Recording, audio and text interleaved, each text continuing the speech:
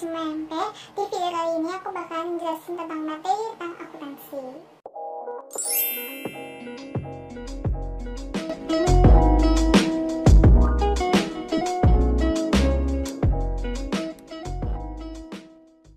Nah, aku bakalan ngejelasin dari bab awal banget sampai nanti contoh soalnya seperti apa. Kalau misalkan kalian penasaran, jangan lupa untuk disaksikan terus sampai selesai. Terus di subscribe dulu bagi kalian yang baru datang di channel aku, dan juga di like dan share ke teman-teman kalian ya. Oke, kita bakal ngejelasin tentang sejarah akuntansi. Nah, akuntansi itu awalnya dikenal di daerah Italia pada tahun 1949 dari buku yang diterbitkan oleh Luca Pacioli.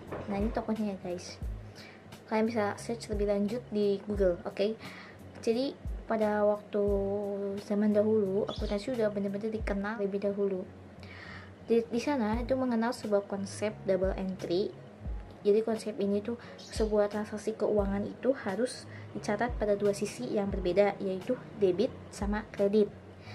Kenapa harus dua sisi yang berbeda? Supaya kita tuh bisa lebih mudah mana yang termasuk pengeluaran, mana yang termasuk ke dalam pendapatan. Punya persamaan dalam akuntansi itu ada harta sama dengan utang ditambah modal. Nah, nanti yang mana ada sebuah akun, menghasilkan sebuah akun itu ada akun yang masuk ke dalam debit, ada akun yang masuk ke dalam kredit. Kita langsung ke dalam materi akun.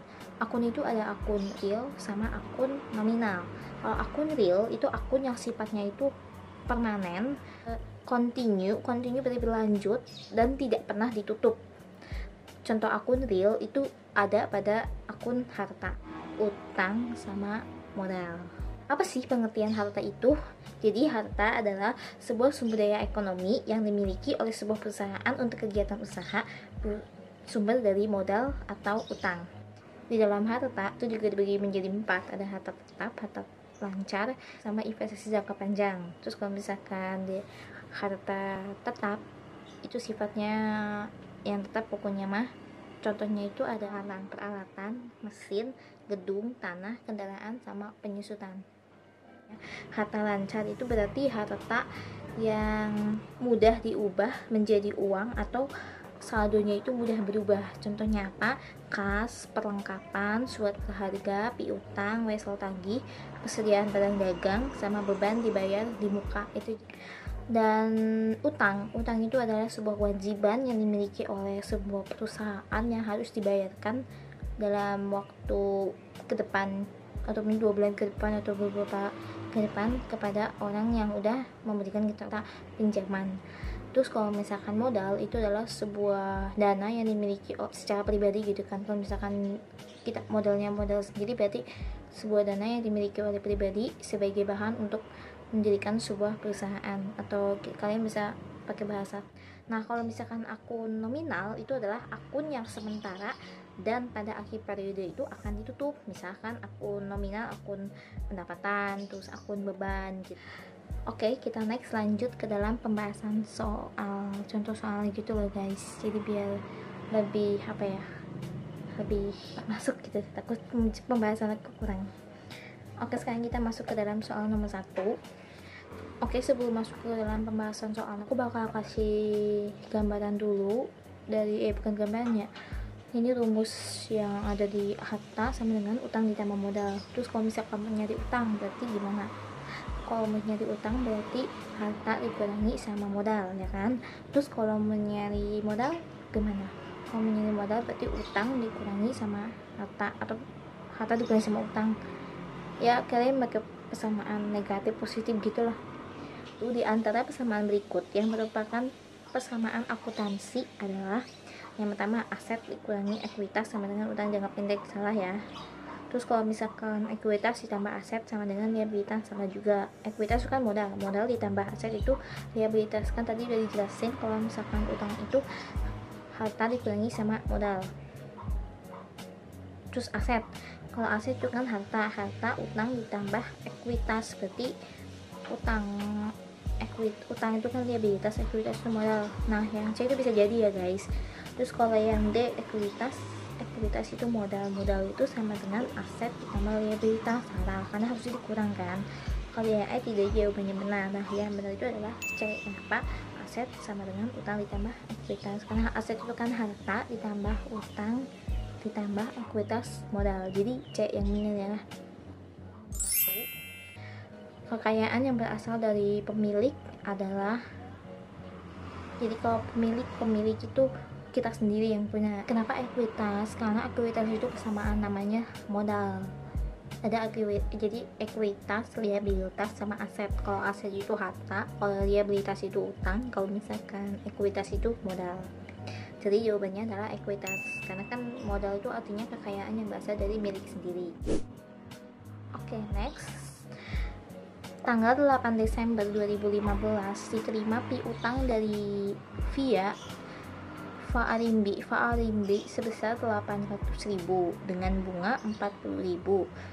Perubahan transaksi tersebut dalam persamaan akuntansi adalah, nah piutang itu kan berarti kita minjemin uang ke seseorang. Nah, seseorang itu mau balikin uang ke kita, nah berarti itu disebut piutang ya. Persamaannya gimana? Kalau piutang itu berarti menambah kas sama mengurangi di kolom piutang ada bunga 40.000, berarti itu sebagai tambahan dari kita bayarnya tuh nggak normal 800.000, berarti kas kita bertambah 840.000, piutang kita berkurang sebesar 800.000. Nah, modal bertambah 40.000. Kenapa modal bertambah? Karena bunga itu masuk ke dalam modal. Oke. Tanggal 5 Mei diberi perlengkapan sebesar 3.500.000 dan baru dibayar 1 juta, kekurangannya akan dibayar kemudian. Jadi gimana?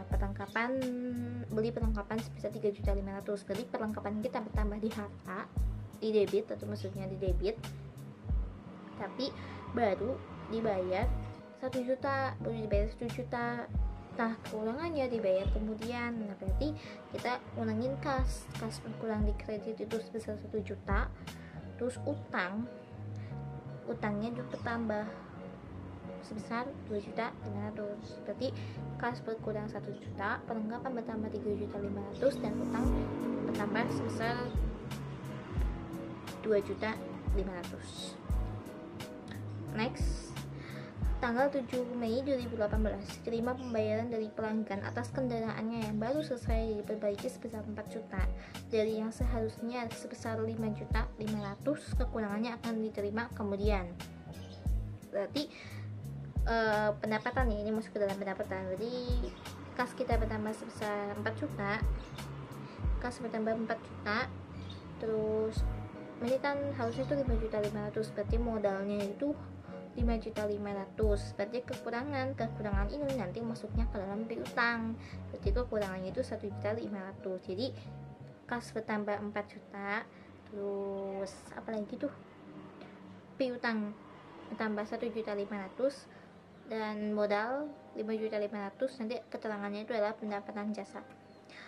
Terus next, tanggal 9 Mei 2018 dibayar gaji 2 orang karyawan masing-masing 500.000, berarti kalau misalkan 2 jadi 1 juta ya. Berarti dibayar gaji karyawan, kas berkurang sebesar 1 juta, sama modalnya juga berkurang sebesar 1 juta. Nanti keterangannya itu sebagai gaji karyawan. Oke, next, soal terakhir yaitu salon JC memiliki perlengkapan salon sebesar 8.500.000, perlengkapan sebesar 68, peralatan sebesar 68 juta, serta uang tunai untuk operasional usaha sebesar 32 juta. Salon JC juga memiliki pelanggan yang belum membayar jasa pewarnaan rambut sebesar 800.000. Berdasarkan data tersebut, maka jumlah sisi harta yang dimiliki salon JC adalah, nih kan yang pertama itu ada perlengkapan harta, berarti itu sisi harta di kelompok harta semua guys, kita tinggal tambahin semua si pelanggannya itu minta, berarti kita akan dapat piutangnya. Jadi 8.500.000 ditambah 68 juta ditambah 32 juta ditambah 800.000 sama dengan 109.300.000. Yeay, selesai. Jadi itu pembahasan soal sama materi tentang persamaan dasar akuntansi.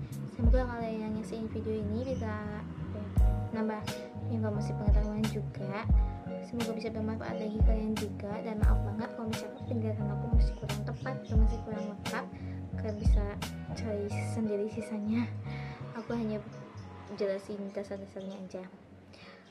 Oke, see you next video. Jangan lupa untuk follow IG aku ya, bagi kalian. Oke, dadah.